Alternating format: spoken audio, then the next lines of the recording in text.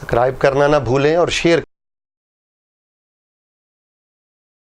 السلام علیکم ورحمۃ اللہ وبرکاتہ. بھائی کا سوال ہے کہ نقدی کا نصاب کیا ہے، کہ جب نقدی اس نصاب کو پہنچ جائے تو پھر ہر مسلمان کو زکوٰۃ دینی چاہیے.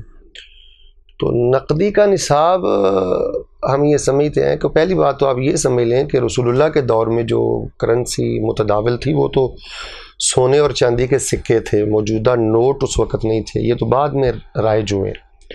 تو نقدی میں بہتر یہ ہے کہ آپ معیار چاندی کو بنائیں. جب آپ کے پاس اتنے پیسے ہوں کہ وہ 52.5 تولے چاندی کی مالیت کے برابر ہیں، 612 گرام چاندی کی مالیت کے برابر ہیں، وہ تقریباً 26,000 سے چند روپے زائد بنتے ہیں.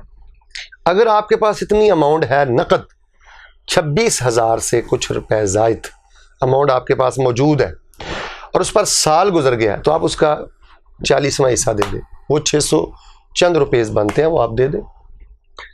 اور بعض علماء کہتے ہیں کہ نہیں، معیار نقدی میں زکوٰۃ کے لیے سونے کو بنایا جائے گا، چونکہ انٹرنیشنل منڈی میں معیار چونکہ سونا ہے اور اسی کی بیس پہ ڈالر میں کرنسی میں کمی بیشی ہوتی ہے، تو لہذا جس کے پاس 7.5 تولے چاندی 7.5 تولے سونا ہوگا، 87 گرام سونے کی مالیت کے برابر رقم ہوگی، وہ تقریباً 4,16,000 سے کچھ روپے زائد بنتے ہیں، تو تب جا کر زکوٰۃ اس پر فرض ہوگی.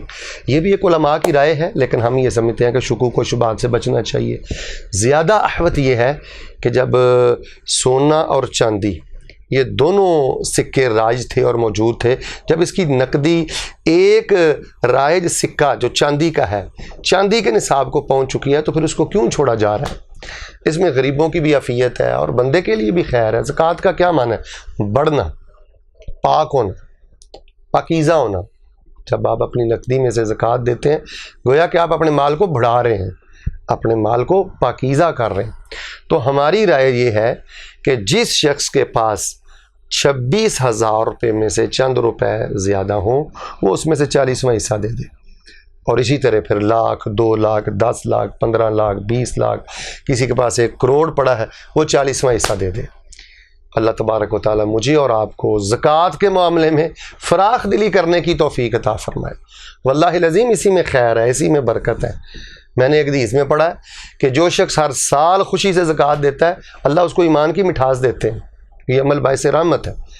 تو اس لیے یہ نہ کوشش کیا کریں کہ ایسا مفتی ڈھونڈیں جو ایسا مسئلہ ہمیں بتایا کہ جان چھوٹ جائے کسی طرح. یہ بات نہیں ہے بھائی، اللہ کی راہ میں دیں. اگر دیکھیں آپ کے پاس 26,000 سے کچھ روپے زائد ہیں اور آپ 600 روپیہ بھی سال بعد نہیں دے سکتے، سال اماؤنٹ آپ کے پاس پڑی رہی، تو کیا ایمان ہے آپ میں؟ کیا غریبوں کی محبت ہے آپ کے دل میں؟ تو اللہ تبارک و تعالیٰ مجھے اور آپ کو زکوٰۃ کے معاملے میں ذوق اور شوق اور جذبے سے آگے بڑھنے کی توفیق عطا فرمائے. سبحان ربک رب العزت عما یصفون وسلام علی المرسلین والحمد للہ رب العالمین.